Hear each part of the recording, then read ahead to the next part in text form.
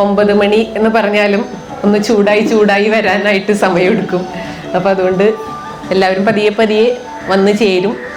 എന്നാലും നമുക്ക് ഇന്നിവിടെ ആരംഭിക്കാം. എല്ലാ വർഷവും നടത്തുന്ന ഈ ഒരു ഒത്തുകൂടൽ ഒരു വാർഷികാഘോഷം എന്ന രീതിയിൽ നിന്നൊക്കെ അപ്പുറത്ത് ഒരുപാട് കാലം ഒന്നിച്ചുണ്ടായിരുന്ന കുറേ പേർ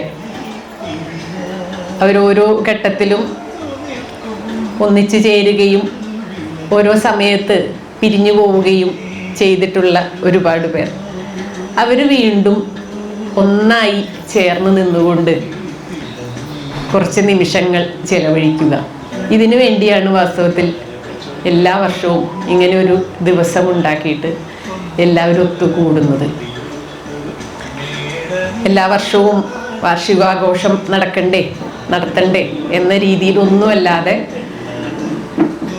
വളരെ ഹൃദ്യമായിട്ടുള്ള, വളരെയധികം നമ്മുടെ ഹൃദയത്തോട് ചേർന്ന് നിൽക്കുന്ന കുറച്ച് പേര് മാത്രം ഒന്നിച്ചു ചേരുന്ന ഒരു ദിവസമാണിന്ന്. അതെല്ലാ വർഷത്തിലും ഉണ്ടാവാറുണ്ട്. ഓരോ കാരണങ്ങളൊക്കെ ഉണ്ടാക്കിയിട്ട് നമ്മൾ ഇടയ്ക്കിടെ ഇതുപോലെ ഒത്തുകൂടാറുണ്ട്. ഓണാഘോഷം എന്നുള്ള പേരിലും വിഷു ആഘോഷം എന്ന പേരിലും അങ്ങനെ പലതും എന്തെങ്കിലും ഒരു കാരണം ഉണ്ടാവാൻ വേണ്ടിയിട്ട് കുറേ പേര് കാത്തു നിൽക്കും ഒത്തുകൂടാനായിട്ട്. അവിടെ ഇപ്പോൾ സ്കൂളിൽ ഒരുപാട് കാലം ഒന്നിച്ച് ചേർന്നിട്ടുള്ളവർ പിന്നെ ഒത്തുകൂടുമ്പോൾ ഉണ്ടാവുന്ന ഒരു സന്തോഷമുണ്ട്.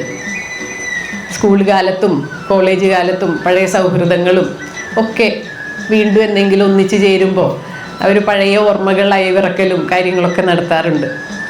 എന്നാൽ ജീവനത്തിലെ ഒത്തുചേരലിൽ കുറച്ച് വ്യത്യാസമുണ്ടെന്ന് തോന്നും. കാരണം കുറച്ച് ദിവസങ്ങളുടെ പരിചയമാണ് എല്ലാവർക്കും ഉള്ളത്.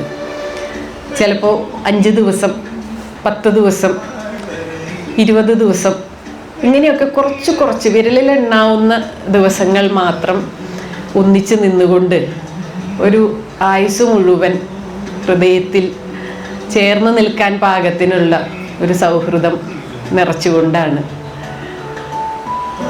എല്ലാവരും പിരിയുന്നത്. അതുകൊണ്ടാണ് കൂടിച്ചേരുക എന്ന് പറയുന്ന ഒന്ന് നമ്മുടെ ജീവനം കുടുംബ ഗ്രൂപ്പിലൊക്കെ ഒന്ന് സംസാരിക്കുമ്പോൾ പോലും എല്ലാവരുടെയും ഉള്ളിലൊരു ലഡുപൊട്ടലുണ്ട്, ഒരു വലിയൊരു സന്തോഷം നിറയലുണ്ട്. പുറമെ കാണുന്ന ആഘോഷങ്ങൾക്കോ അല്ലെങ്കിൽ വാക്ചാതുര്യത്തിനൊന്നുമല്ല വലിയ പ്രാധാന്യം കൊടുക്കാറുള്ളത്. പക്ഷെ ഉള്ളുകൊണ്ട് മിണ്ടും. ഇപ്പോൾ ഗ്രൂപ്പിലിരുന്നു കൊണ്ടും കുറേ പേര് ഉള്ളുകൊണ്ട് മിണ്ടും. പേഴ്സണലായിട്ട് മെസ്സേജുകൾ അയച്ചുകൊണ്ടും കുറേ പേര് ഉള്ളുകൊണ്ട് മിണ്ടിക്കൊണ്ടേയിരിക്കും. അങ്ങനെ കുറേ ഹൃദയങ്ങൾ ഒന്നായി നിൽക്കും ഈ ഒരു ദിവസം. പലരും എൻ്റെ അടുത്ത് ചോദിച്ചു, ഓൺലൈനായിട്ട് അറ്റൻഡ് ചെയ്യാൻ പറ്റുമോ ഈ പരിപാടി? ദൂരെയൊക്കെ ഉള്ളവർ അത് ഓൺലൈനായിട്ട് അറ്റൻഡ് ചെയ്യുക എന്ന് പറയുന്നതൊന്നുമല്ല ഉദ്ദേശം.